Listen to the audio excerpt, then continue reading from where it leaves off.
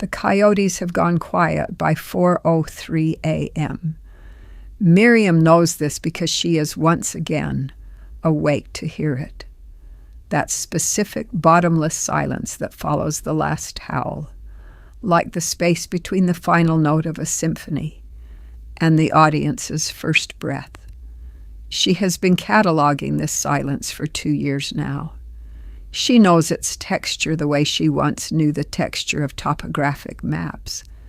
Every contour, every unexpected drop.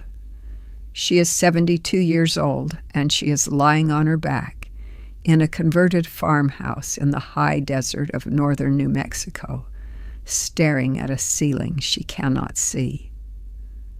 Outside, the October stars are absurdly bright, so bright that even through the gap in the curtains, she can see the faint geometry of the exposed beam above her head. She doesn't reach for the lamp. She doesn't reach for the glass of water on the nightstand. She simply lies there, as still as the chamisa brush beyond the window, and waits for sleep to find her again. It won't. She knows it won't. But there is a particular stubbornness that comes with 72 years of life, and she has not yet made her peace with surrender.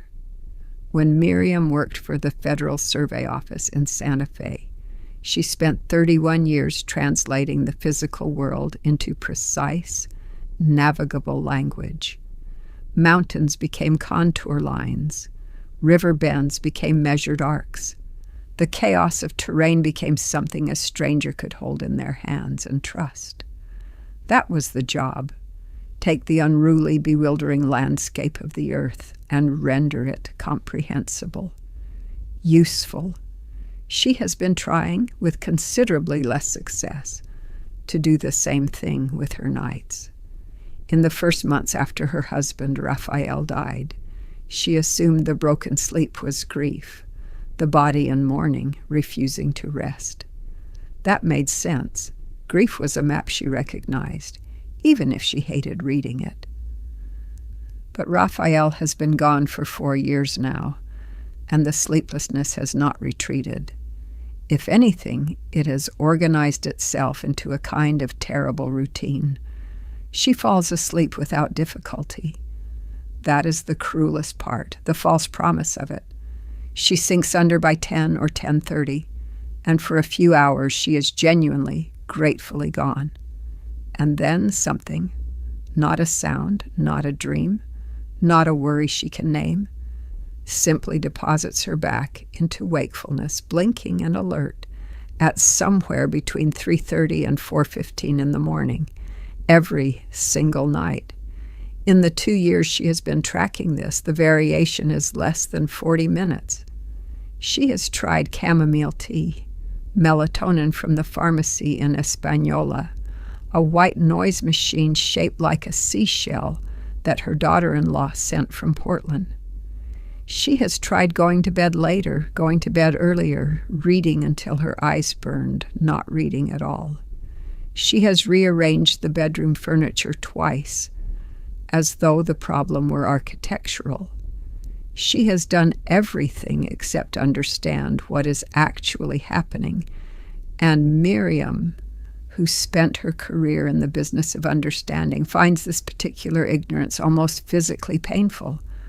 Outside, a scrub owl calls once, then silence presses back in, absolute and patient and oddly personal, as if it has come specifically for her.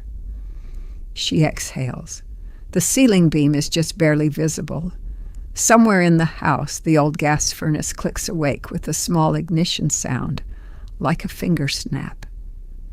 Why? She thinks for perhaps the 1,000th time. Is it always this hour?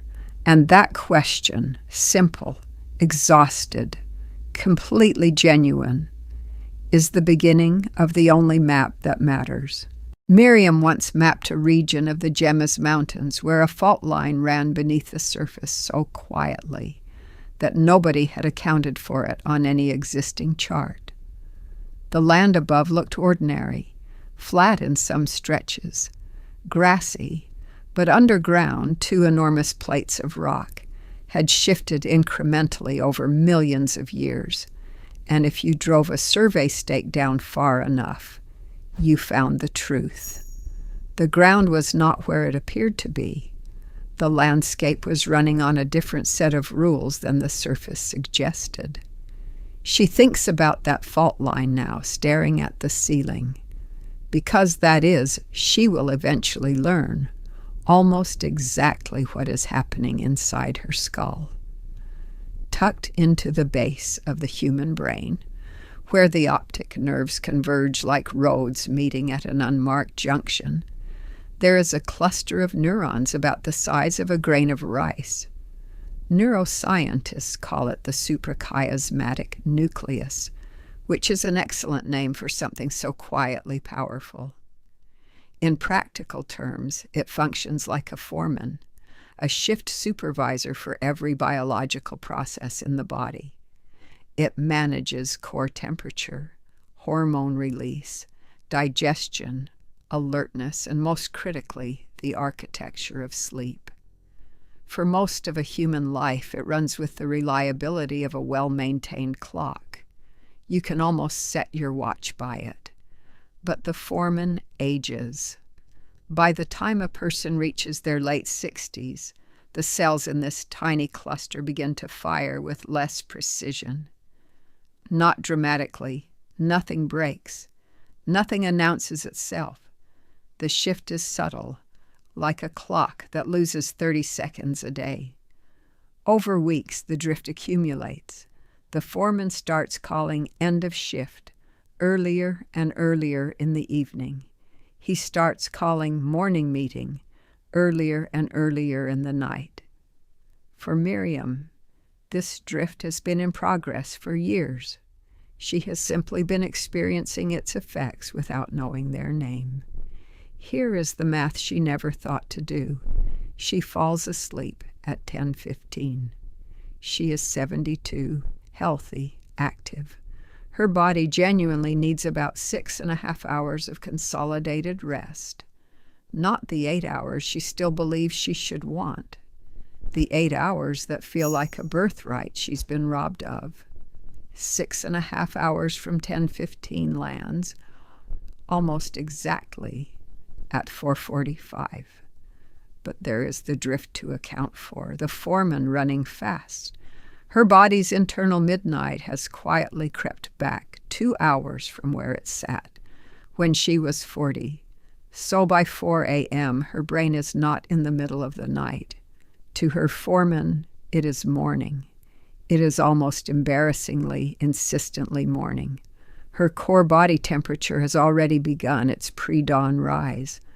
The hormones that prepare the body for waking, not one of them, but a whole cascading choreography of them, have already begun their sequence. Her brain is scanning the environment for light, for sound, for any data that confirms what it already believes, that the night is over. The night is not over. The night outside the farmhouse window is still total and starlit and cold. The nearest town is 40 minutes away. There is nothing for miles but scrubland and quiet, and the occasional mineral smell of the desert at depth. But the foreman does not consult the window. The foreman consults only his own damaged clock.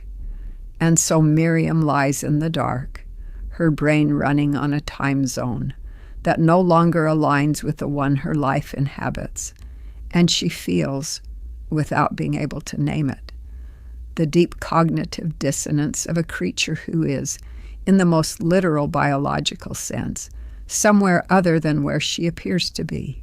She is not an insomniac. She is a traveler, stranded between time zones in a country with no airport.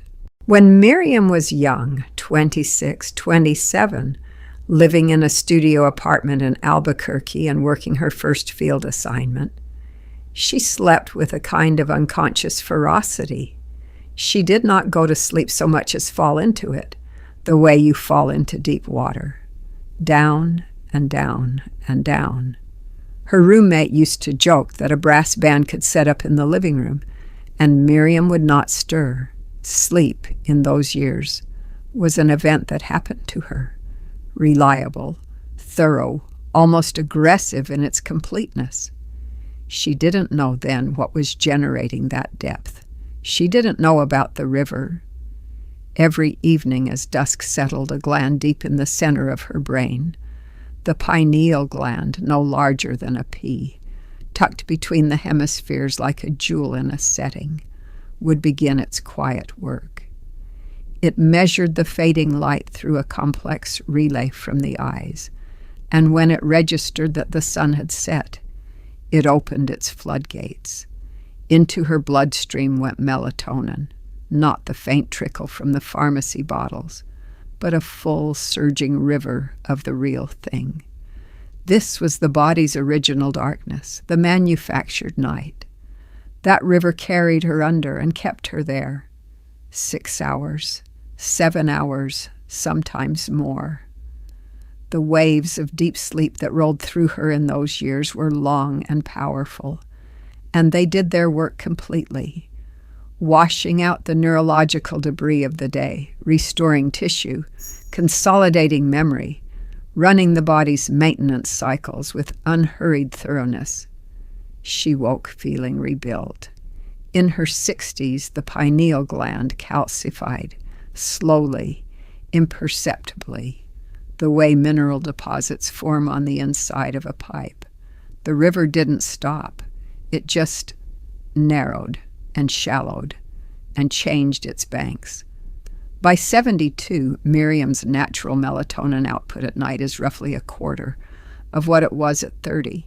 This is not a disease. It is not a malfunction in any correctable sense. It is simply what happens to the pineal gland with age, reliably, in virtually every human being who lives long enough.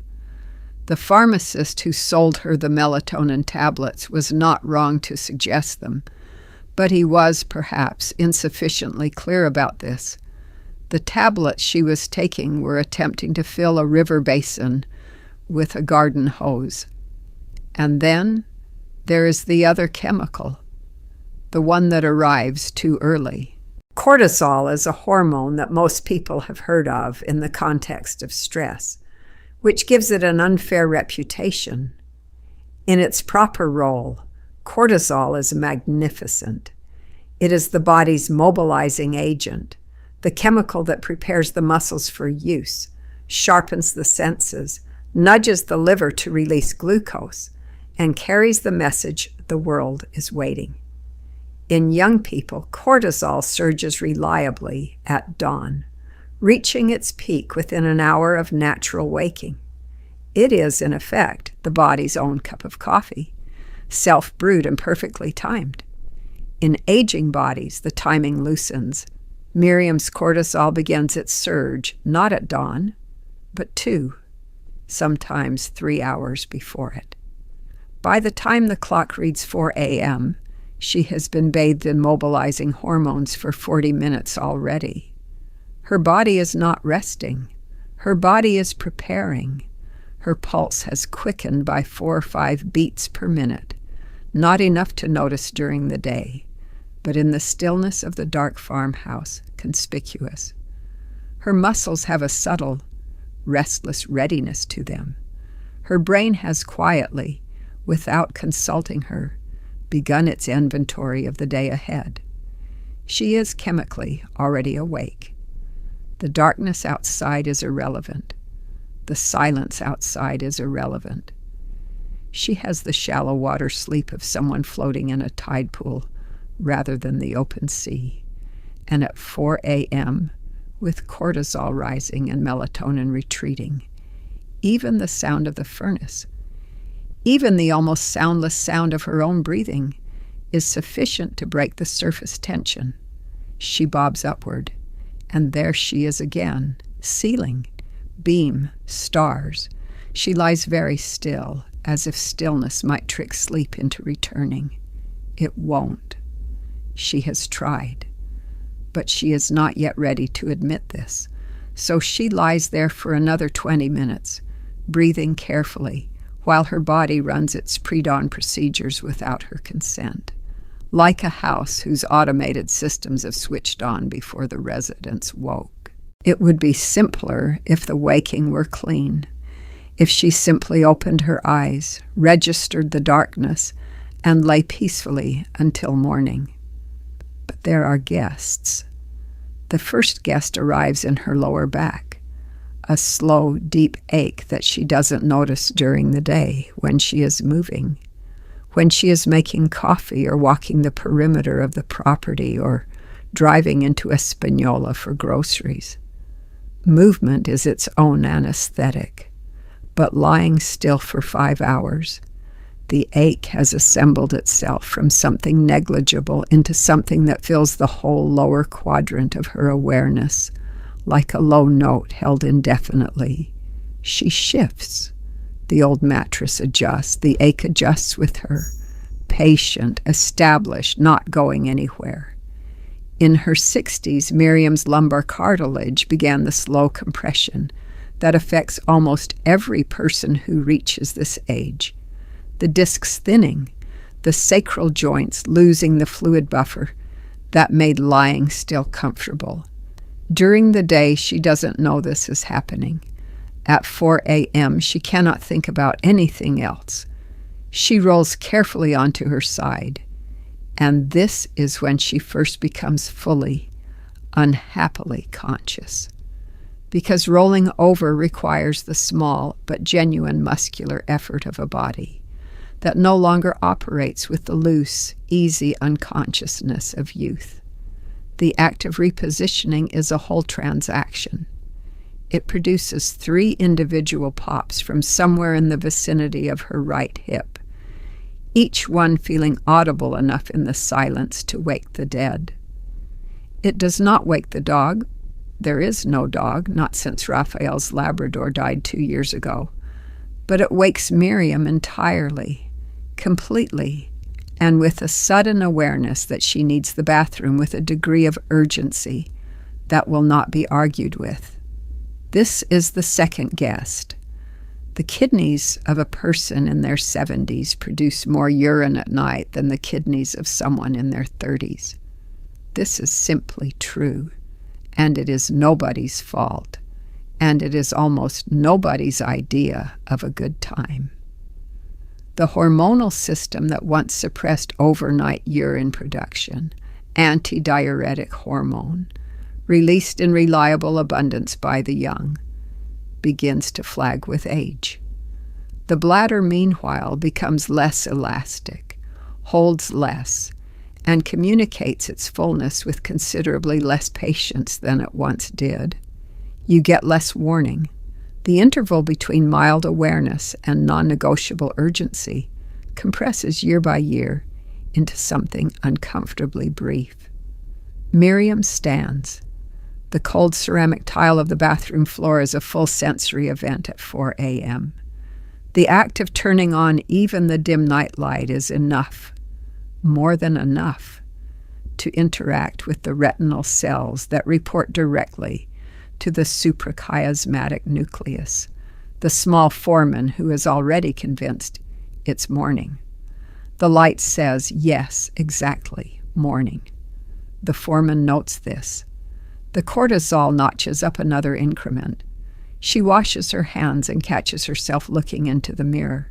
She is not vain and has not been vain for decades, but something about the mirror at 4 a.m. is unavoidable. The face there is her face and not her face. The face she remembers owning is the one that greeted her in this same mirror at 62, at 55, at 48. A face with more urgency to it, more forward motion, more of the muscular tension of a person who has many things still to accomplish today. The face at 4 a.m. is older, softer in some places and harder in others. The face of someone who has been somewhere long and difficult and is not entirely sure of the itinerary from here. She turns the light off quickly. She walks back to the bed on feet that are slightly stiff, slightly cold, and she lies down with the resigned precision of a woman who knows she will not be sleeping again for some time. Outside, the coyotes have been gone for over an hour. In the east, though she cannot see it, though there is nothing between her window and the horizon but 40 miles of desert, the sky has begun its first, invisible preparation for the color that will come. She cannot see it. She feels it. Her body, running ahead of the clock, feels it keenly. The mind, at 4 a.m., is not kind. Miriam has noticed this over 2 years of involuntary observation. She has cataloged it as carefully as she once cataloged elevation data.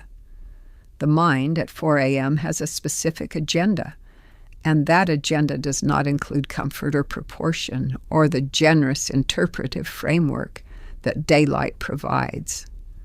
The mind at 4 a.m. is an archivist, and it is going through the files.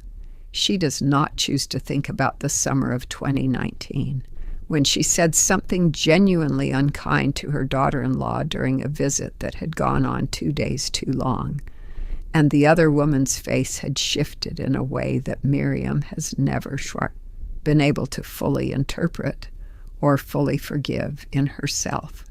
She does not choose to think about this, but the archivist chooses it for her, lays it on the reading table under a harsh lamp, and says, "Examine this, now, in full." She examines it. It feels worse than it did at 2 p.m. on a Wednesday in October, which is when she last thought about it briefly before a phone call intervened. At 4 a.m., without the phone call, without the intervention, it expands. It metastasizes. It connects to other files. The question of whether she has been a person who causes harm to the people close to her, a person who retreats into competence and self-sufficiency and calls it independence when it is actually a refusal of intimacy, a refusal that may have begun long before Raphael and may, in fact, explain certain recurring patterns that she has never once directly addressed in 72 years of conscious life. This is what the archivist does. There is, in fact, neuroscience beneath this experience, though Miriam does not know it in these terms. The prefrontal cortex, the part of the brain responsible for executive function, contextualizing, and the calm hierarchical organization of perceived threats, is less active during the particular shallow sleep stages that dominate the early morning hours. Meanwhile, the limbic structures, older and more reactive, have no such quiet period. The emotional brain does not distinguish between 4 a.m. and 4 p.m. It does not apply the discount rate of perspective. A regret at 4 a.m. is not weighted as a minor regret. It is weighted as exactly what it feels like: enormous, unresolved, and possibly definitive. The archivist pulls another file. Raphael. She does not fight this one. She never fights this one. Raphael was a history teacher at a school in Santa Fe for 28 years, and he had a way of making any story feel like the most important story in the world, without once resorting to drama or exaggeration. He simply gave everything his entire attention. She had loved this about him in the way you love something you don't have yourself. She is a good observer. She spent her career observing, but her attention has always been outward-facing, directed at terrain and data and the reliable mathematics of the physical world. His had been inward-facing, directed at people. At 4 a.m. she wonders, as she has wondered before, whether that difference is the reason she is here alone in the dark and he is not. The thought is not rational. She knows it is not rational. Cancer does not select its subjects by personality type. The archivist does not care about rationale. The archivist has its own filing system. She thinks about her granddaughter Sophia, who is 12, and lives in Denver with Miriam's son and his wife, the same daughter-in-law, and who calls every Sunday afternoon and tells Miriam things about her week in great detail, and with the specific unself-conscious authority of a 12-year-old who has not yet learned to pre-edit herself. Miriam loves these calls with an intensity that occasionally surprises her.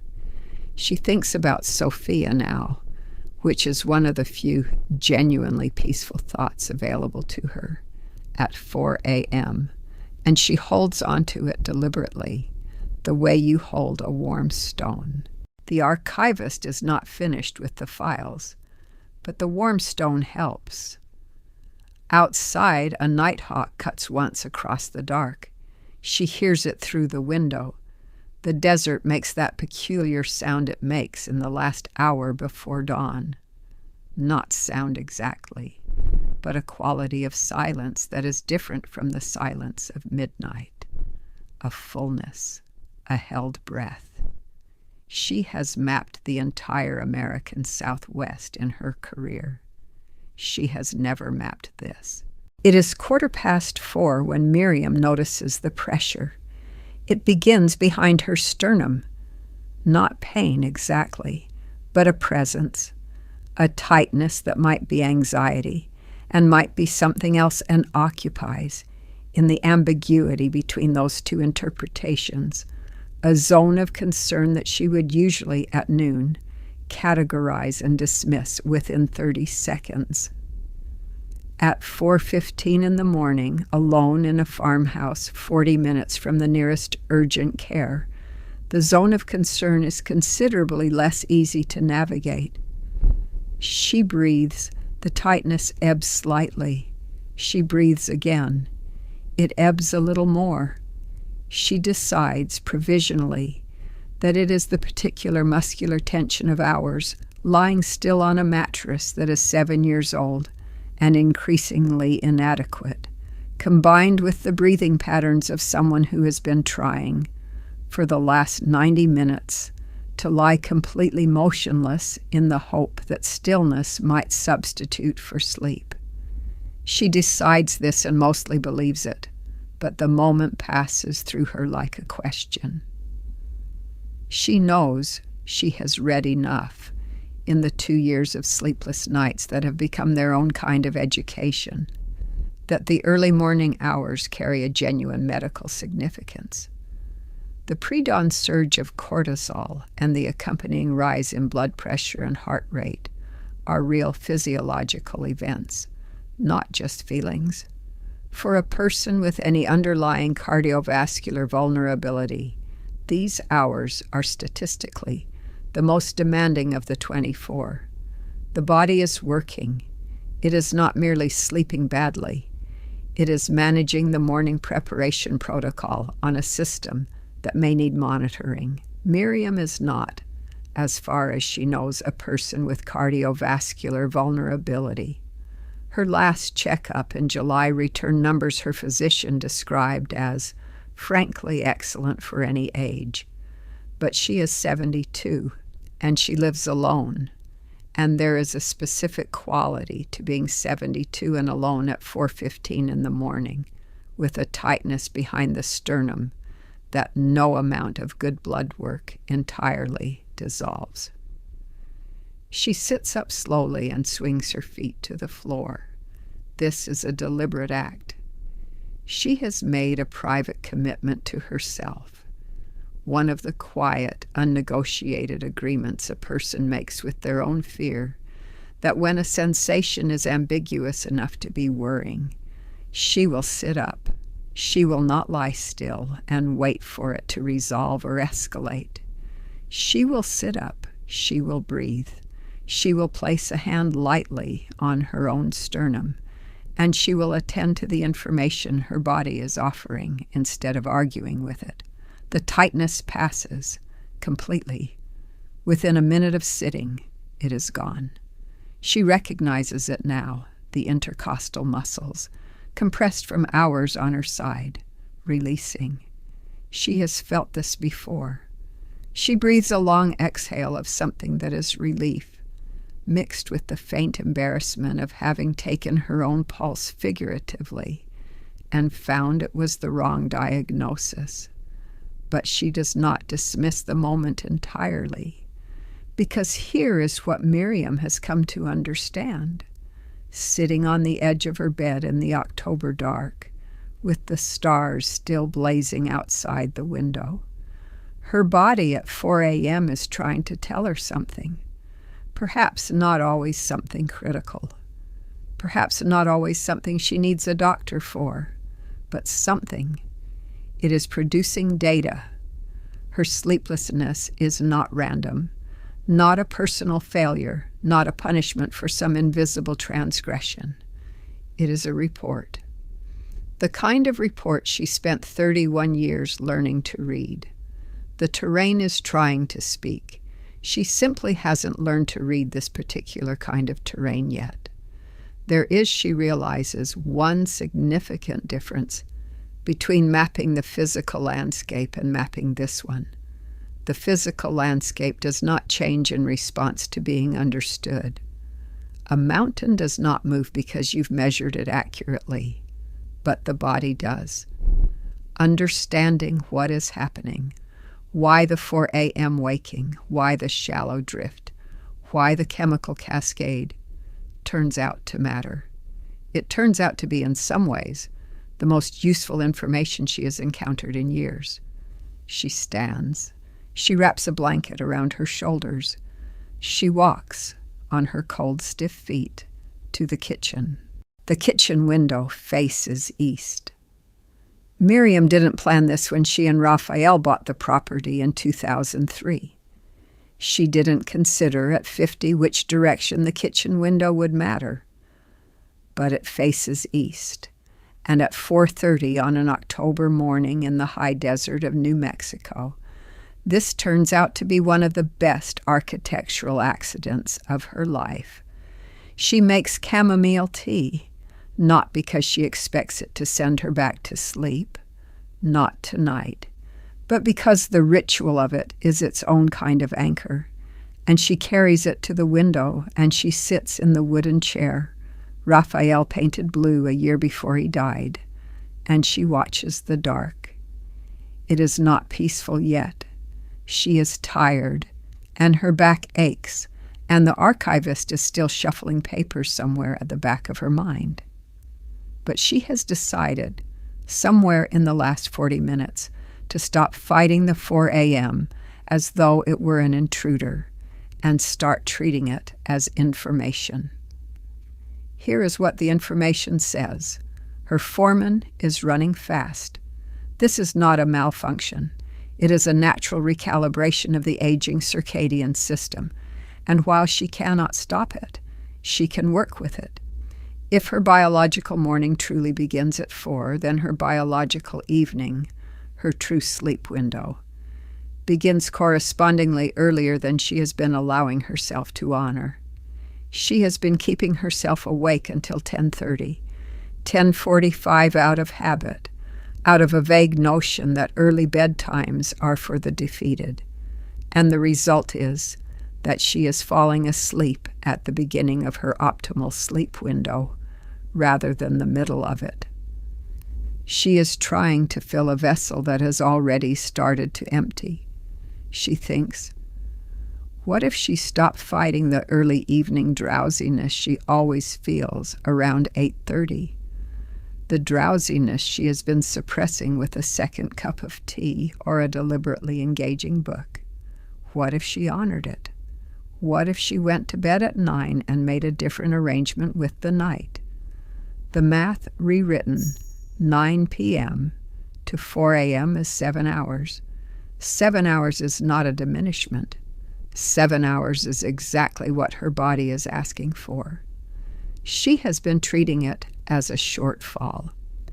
It is not a shortfall. It is the schedule. There is more.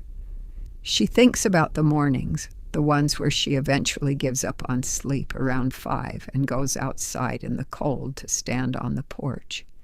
And the day that follows those mornings has a particular quality of clarity to it.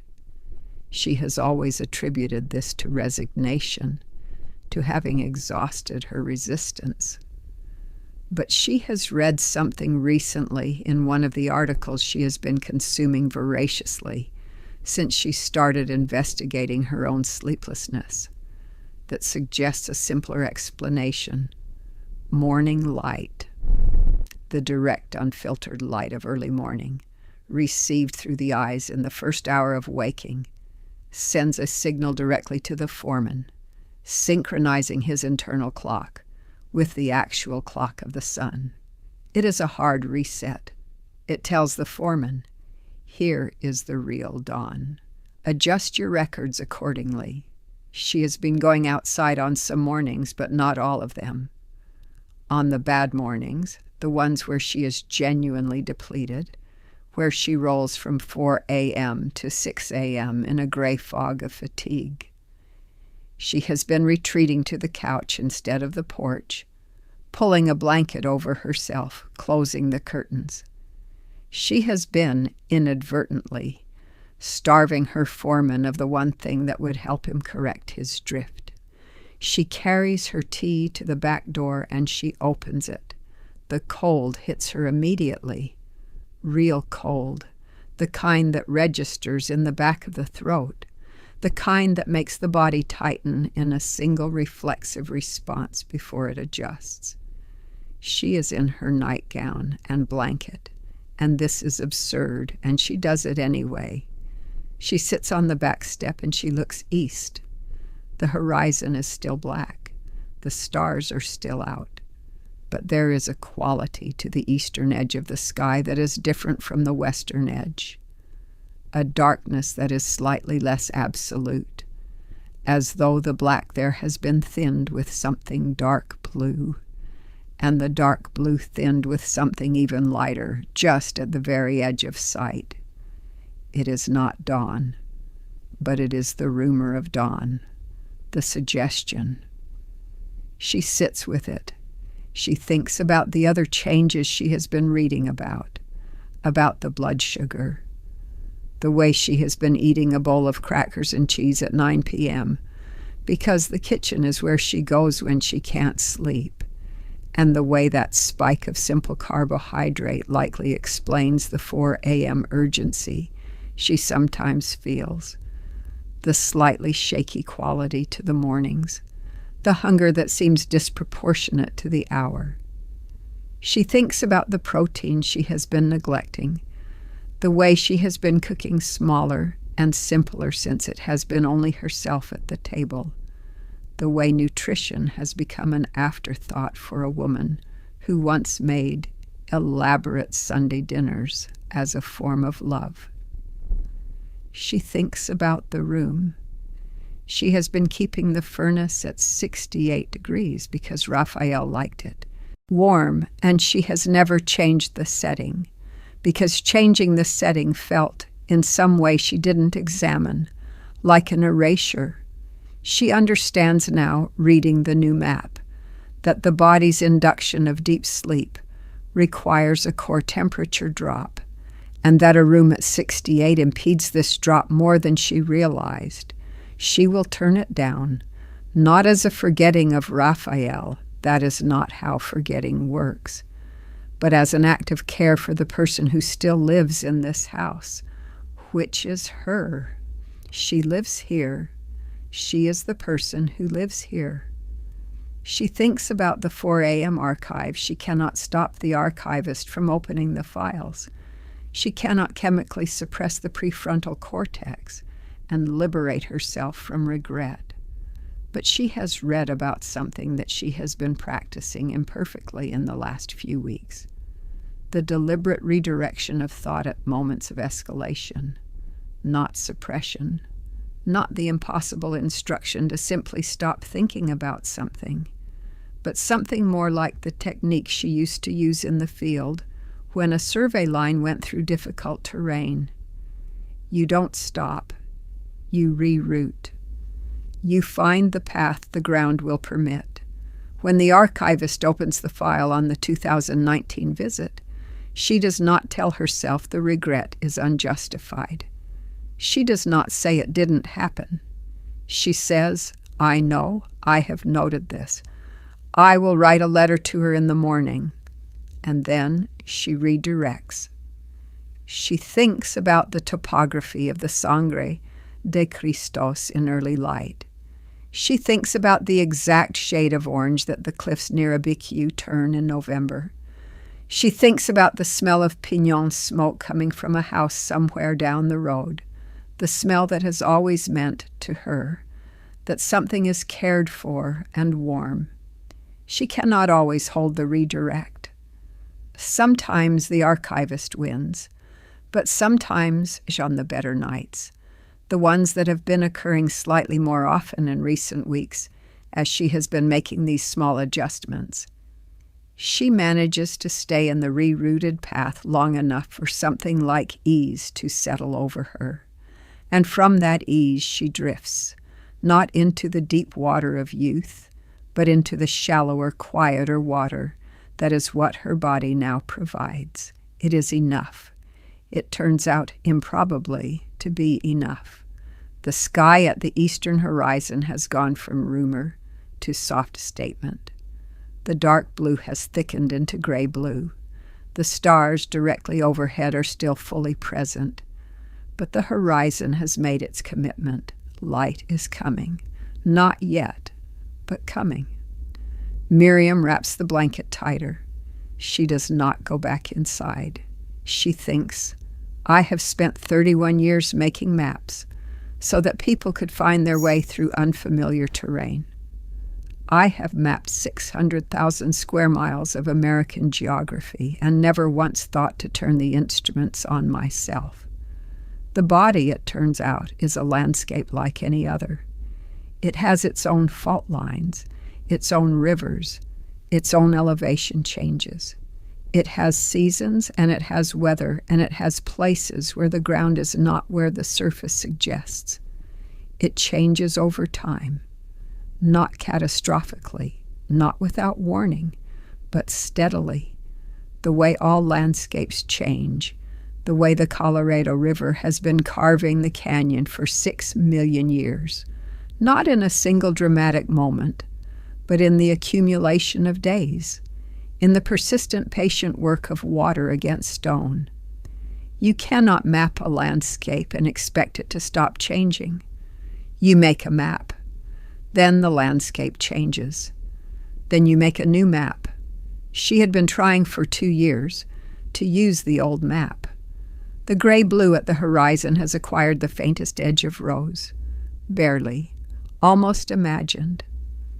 But she has been watching this horizon for 20 years, first with Raphael and then alone, and she knows the difference between imagined and real.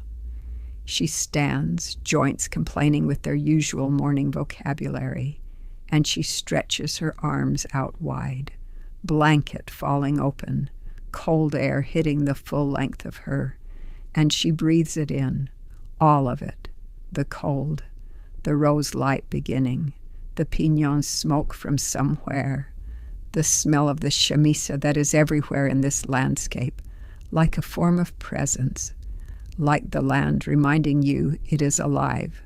She will not sleep again this morning. She knows this. She has made her peace with it, at least for today, which is the only reasonable unit of peace available to any of us. But she will go inside and she will write the letter to her daughter-in-law, the one she has been meaning to write for 4 years.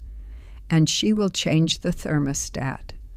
And she will make a proper breakfast, eggs, which she has been skipping, which she will stop skipping. And at some point this morning, when the full light is up, she will call Sophia and tell her that she has been mapping something new and that it is interesting, and that she will explain it sometime when Sophia is older and might want to know. And tonight, at 9 or perhaps 9:15, she will allow herself to go to bed without shame, without the old resistance, without the notion that sleeping early is a concession rather than a strategy. The body is trying to tell her something. It has been trying in its roundabout, 4 a.m., furnace-clicking archivist running way, to tell her something for 2 years. She has finally, standing on a back step in a blanket in the October cold of the New Mexico high desert, decided to listen. The rose at the horizon deepens, barely, but it deepens. She watches it. The foreman, she thinks, is not broken. He is just running on a different schedule. And it turns out, it actually genuinely turns out, that the new schedule is not without its gifts. There is something that happens in the hour before dawn in the high desert that you cannot witness unless you are awake for it. Something with the light and the cold and the quality of the silence that is different from any other hour, that belongs only to this hour, that the sleeping do not get. She has been awake for every single morning of the last 2 years at this hour. She has been treating this as a loss. She reconsiders. The sky goes rose and then slowly gold. Miriam stands on her own back step, in her own landscape, reading the new map. And she is, if not exactly restored, if not exactly healed, if not exactly the person she was before all the years accumulated, and the clock slipped, and Raphael left, and the nights changed, then something close to it, something that, if it isn't peace, is at least a working understanding, which in Miriam's experience is usually where peace begins. She goes inside to make the eggs. Behind her, the desert floods with light.